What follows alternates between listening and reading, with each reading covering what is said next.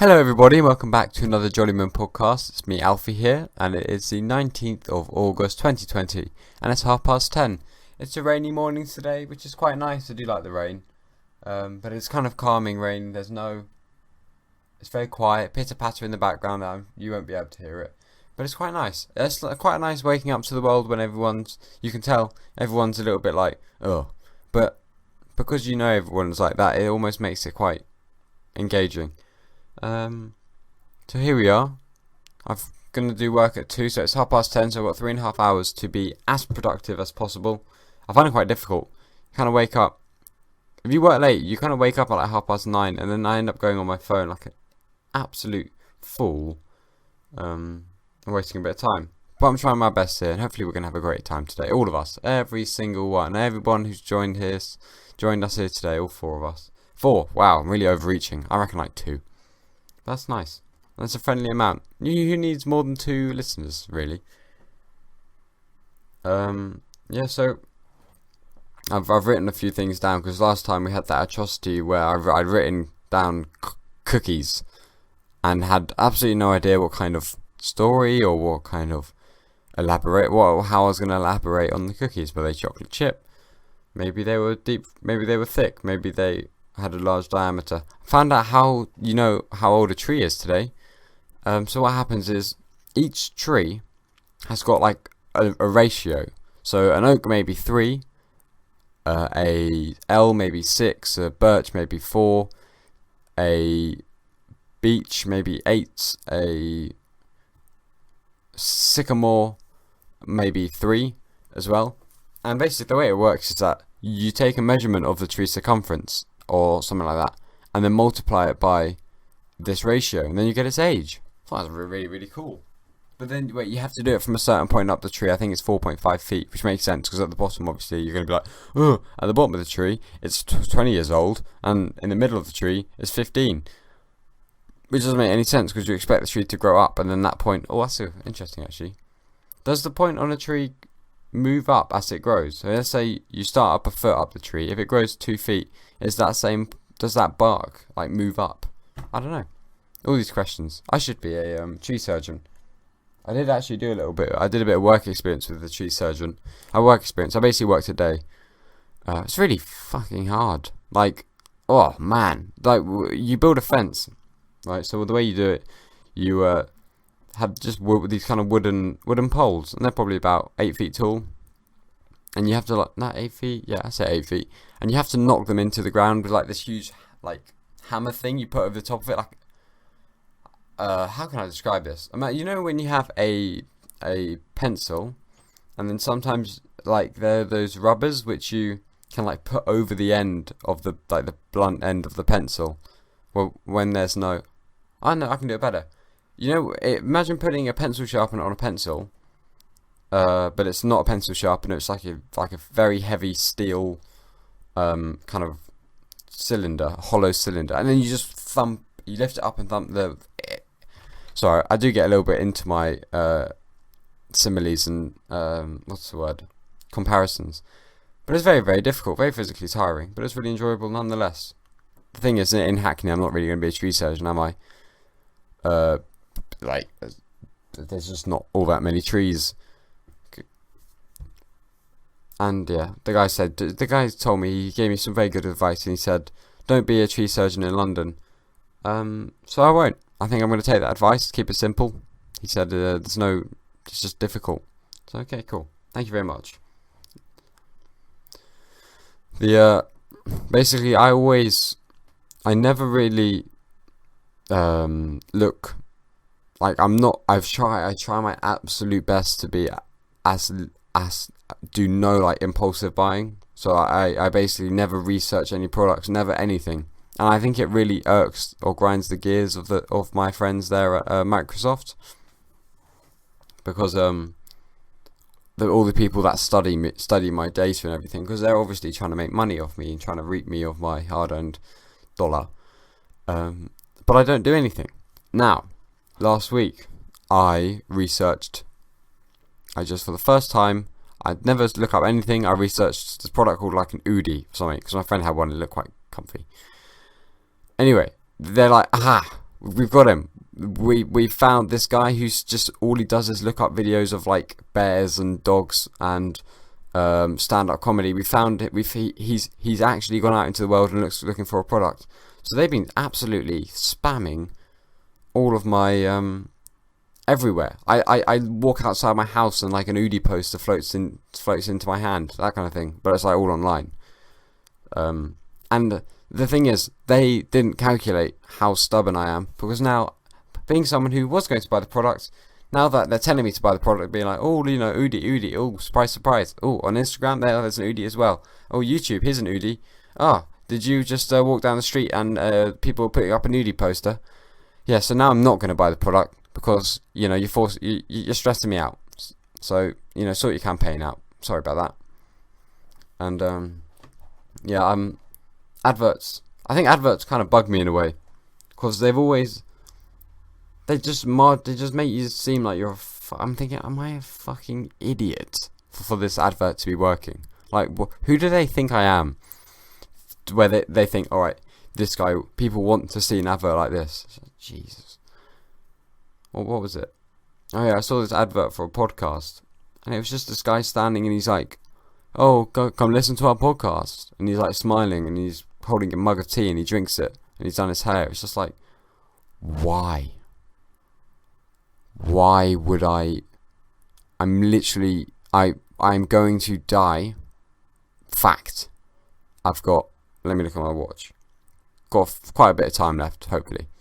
Why, if you're going to give me no information at all about what your podcast is about, or why it would interest me, or in any way, anything, why would I watch it? So, I did send them a message. I said, excuse me, your advert didn't really have any information on it, which is why I'm not going to watch your podcast. I was just trying to help them, really. Just trying to help them. They've also, cool thing, I know I talked about it quite a bit last time, but they've completely reverted all the A-level stuff. So basically, I get given the grades my teachers gave me, so it's all good. It's fine. The two people who listen to this know that. So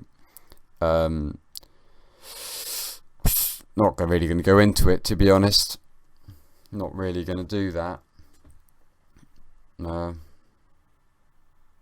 Where I work, there's a sign on the bathroom. So it's a bathroom, there's a door, and on the outside of the door is the pub, right? So where everyone's walking, and then on the other side, beyond the door, there's a single bathroom. It's not urinal, it's not, you know, there's just, you go in and there's a room with a toilet and a sink and a disabled people to hold on to, because it's like the singular ones, right? I can also hold on, you know, anyone can hold on to it, but it's just mainly there for people with, you know, mobility issues. And on the front of this toilet door, it says, so from when you're inside the pub and you look in the door, you see a sign, and the sign says 1 in, 1 out. It's related to the COVID thing. But I don't think, you know, I don't really expect there to be some kind of bathroom deathmatch where we send in 2 people into the bathroom and they have to fight over who uses the lavatory, leaving one remaining, and the other is slumped in the corner with blood running down his brow, and the other one is allowed to leave. And that's what happened in the past, and now we have to say, no, sorry, we're not doing the 2 in, 1 out policy anymore, it's the 1 in, 1 out.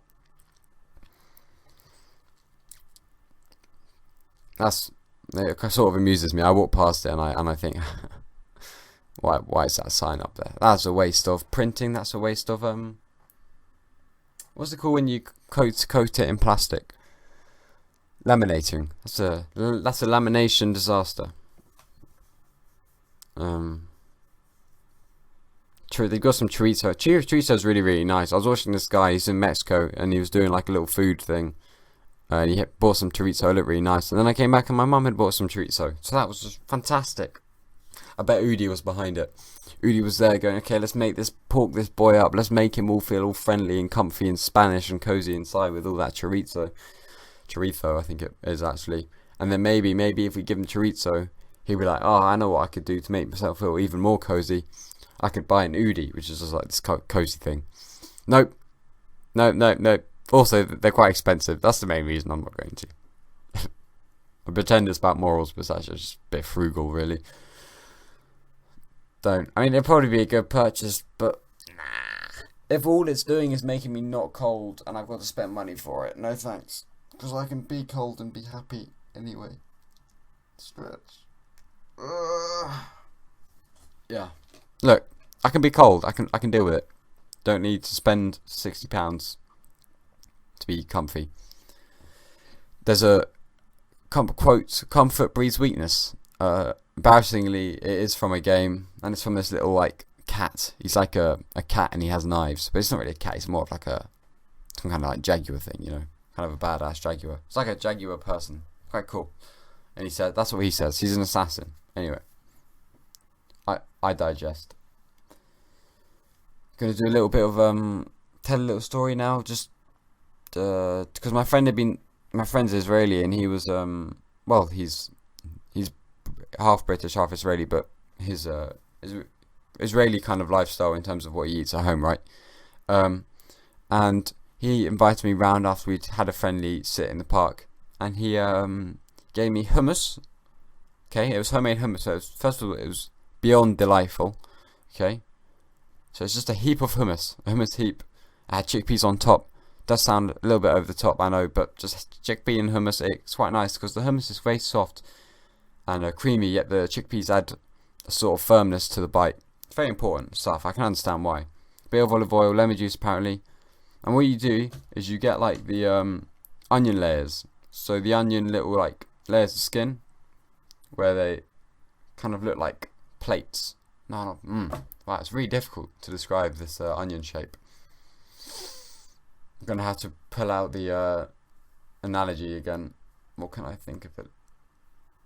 I mean, just a scoop. Like, you just cut an onion in a way where each kind of layer of it, you get a scoop. You get like 3 scoops or whatever. Like a kind of a curved surface which you can put hummus on. Alright, it's not complicated. And you put the hummus on there, and then what you do once you have the onion with the hummus on top, what you do is you transfer it into your mouth, and it is delightful. It was really, really enjoyable. I mean, I was just happy. I had chickpeas coming out my ears, but nonetheless, I mean, wow, soft, sweet flavour of the onion. I think hummus stops chili flavour, by the way, or like spice, because I first of all, turn the onion into a friendly character. It's raw, by the way, so you'd expect it to be a little bit venomous, a little bit striking, but it was very mellow, I think, and sweet and affable. The kind of guy you want at the dinner table, right? Is what it turned the onion into. And last time I was eating some chili crisps, and I had a bit of hummus with them, and they weren't chili anymore. So that's my theory. What can I tell you about? Shall we? I've got this book here. It's called The Body Keeps the Score. It's about dealing with trauma. It was just in my house. We all know how fickle memory is. Our stories change and are constantly revised and updated. There's a sentence. I thought it was a pretty good one. Fickle. That's a nice word, fickle. I think I should use that more often. Fickle. Alright. Minute and a bit left. Come on, baby. I'm also going to put these podcasts on Spotify soon, so then we can hopefully maybe get 3 listeners. That'd be really nice. Because it just means that you don't have to have like the YouTube thing open on your phone, and you can listen to it while you walk. Yeah, you never fucking know. Maybe it will expand my brand, Jollymun brand. People are going to have Jollymun dumbbells soon. This is a slight reference to Joe Rogan. Jollymun headbands, Jollymun jiu-jitsu dojos, Jollymun armpit shavers. It's going to be great. It's going to be good. Stand-up's coming back. I keep bumping into a stand-up I know in the pub from the open mic circuit. He's actually a good stand-up, so it's makes me feel more confident to speak to him, because I don't feel like I have to pretend I think he's funny or anything. But no, he's good. I like him. And he hasn't seen me perform, because anyway, have a lovely day, everyone. I hope you enjoyed the podcast, and I'll see you soon.